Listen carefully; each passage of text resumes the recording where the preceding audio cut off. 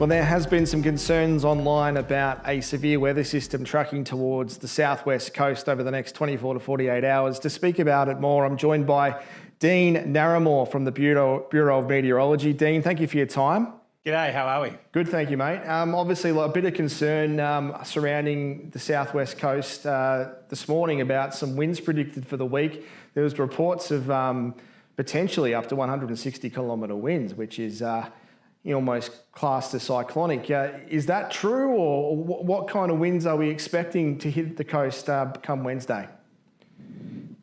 Yeah, that's right. So let's talk about what's driving that. So we're going to see a low pressure system develop in the Great Australian Bight tomorrow. That's going to bring widespread rain and storms to South Australia. And that's going to move into southwestern parts of Victoria, us here, as we move into Tuesday night. Then Tuesday night into Wednesday, that low is going to deepen further. We're going to track to the south of Kangaroo Island and then to the south of Mount Gambier and then through Bass Strait, just to the south of us in southwest Victoria. Now, as it does so, it's going to spread rain and thunderstorms across much of southwestern Victoria as we move through Wednesday morning and Wednesday afternoon. But as that low gets into the central part of Bass Strait, we'll be on the backside of this low pressure system, and that's normally where the strongest winds occur. And this low is now looking to be a pretty deep low, small but deep. And if it does track pretty close to the coast, as some of our guidance is showing, we're likely to see widespread damaging to locally destructive winds for much of southeastern South Australia and southwestern parts of Victoria. The worst of the winds will be along our coastal areas and elevated areas as well. But numbers we're talking about, easily going to see widespread areas of in excess of 90 kilometres an hour, which is our damaging wind threshold. And destructive winds is when we start approaching winds of 125 kilometres an hour or greater. And that's definitely possible during Wednesday afternoon and possibly even into the evening hours as that low tracks near the coast of the southwest coast of Victoria. Now, if it does move further south, those winds will be slightly less. If it moves right near the coast, we could be start looking about winds even higher than that, maybe 130 or 140. They will be localised, but regardless, very windy day likely on the way for southwest Victoria. We'll have damaging wind warnings issued either later today or early Tuesday for that Wednesday period. Thankfully, though, it's going to be a short shot of wind with most of those winds easing by the time we get into Thursday morning. But winds of 90, 100, 120 kilometres an hour, that's easily enough to bring down trees and power lines, cause property damage, and could also impact some of our crops that are still haven't been harvested yet to the southwest. Is this sort of weather system a little bit unique? Obviously, it's the combination of two, one to the east and one from the west. Is it sort of, I guess, a perfect storm in some instance? Yeah, not quite. Spring is normally when we see these stronger weather systems moving through, and September through November are some of our windier months as well, as we get the clash of that heat across northern parts of the country and still the cold and snowy weather going through parts of Tasmania. Now in winter, we get these really strong fronts. We'll regularly see winds 90 to 100 kilometres an hour with some of our strongest fronts. But this is a low pressure system, which normally sits much further south during the winter and spring months. So we just normally get the top side of that. But as it's going to move through Bass Strait, and it's a pretty deep low as well, that's why we're going to see these stronger winds on Wednesday. And many locations, particularly for our coastal areas, could see winds greater than 100 kilometres an hour. So that's Portland, Port Fairy, Warrnambool. Could even see some of those winds get inland towards the Colac, Hamilton area as well. And we could see thunderstorms also be associated with some of those strong winds. So it really is going to be a wild day across southwestern parts of Victoria with some very strong winds that could likely lead to some damage for some homes, properties, businesses and flora and fauna. You mentioned obviously some rainfall as well. Is there potential for flash flooding with some of that, those short bursts of rain? Yeah, thankfully not. Because the winds are so strong, it also means the weather system's moving through very quickly in the mid and upper levels of the atmosphere. So we are going to see widespread rain and thunderstorms on Wednesday right across southwestern parts of Victoria. Generally, most of us probably going to be in that 10 to 20 millimetre mark. Some will be more closer to 5, and then we might see some isolated falls up to 20 or 30 millimetres as well. But because it's moving so quickly, we're not going to see those big falls that would cause flash flooding. But generally, most areas should get at least a bit of a soaking rain and a lot of wind with this system.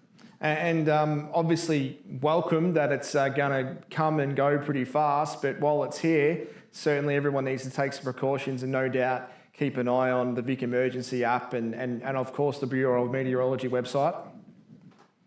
Yeah, that's exactly right. As I said, we'll be issuing warnings either later today or through Tuesday for these damaging winds on Wednesday. We'll continue to update them through Tuesday and Wednesday as well. And exactly right, listening to the SES emergency app is also a great place as well, particularly when those winds pick up. So again, to time it out, rain and showers and thunderstorms picking up Tuesday night. Winds will start picking up Tuesday night into the early hours of Wednesday morning, and then really ramp up during the day and probably peak sometime Wednesday afternoon into Wednesday evening as that low passes to our south.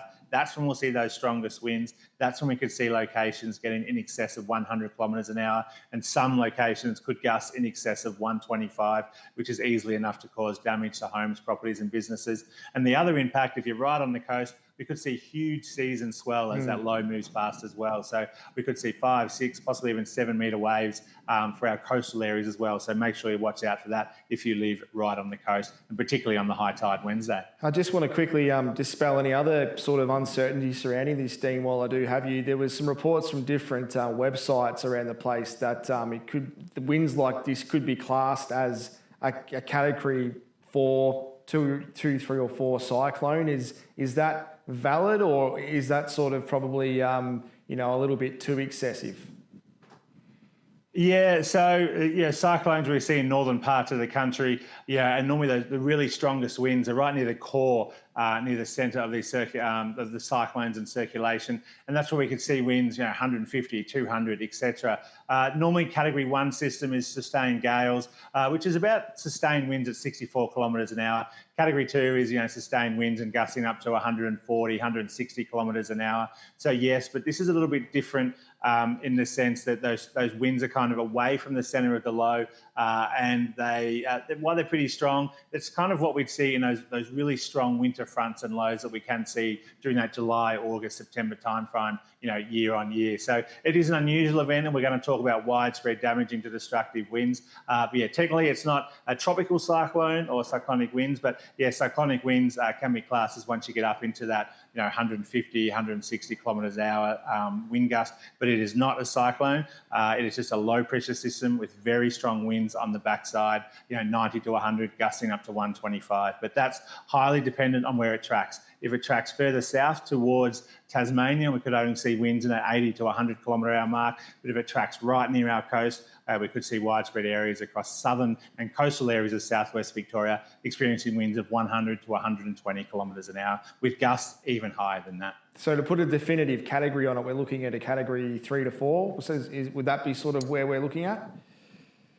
Yeah, no, category 1 to 3 or 4, we're talking up towards 200 kilometres an hour. Yep. So, nowhere near that. We're just looking at a very strong low, winds in the low 100 kilometre hour range. And cyclones are normally sustained on sustained winds, where this is the winds that we're talking about are going to be gusts. Yep. So we're going to see gusts of wind. Winds will probably sustained around that 50, 60 kilometre hour mark, gusting to 120, where in cyclones they could be sustained around 80, 100, 120, gusting higher than that. Yep. And that's where it's a little bit different. Yeah, well, thank you very much for clearing that up. There's obviously been a lot of chatter on social media today, and it's obviously great to go straight to the source and get the actual update. So, Dean, we might touch base with you or someone from the Bureau on Wednesday, or as we get closer to the system, maybe potentially tomorrow afternoon, you might have some more information.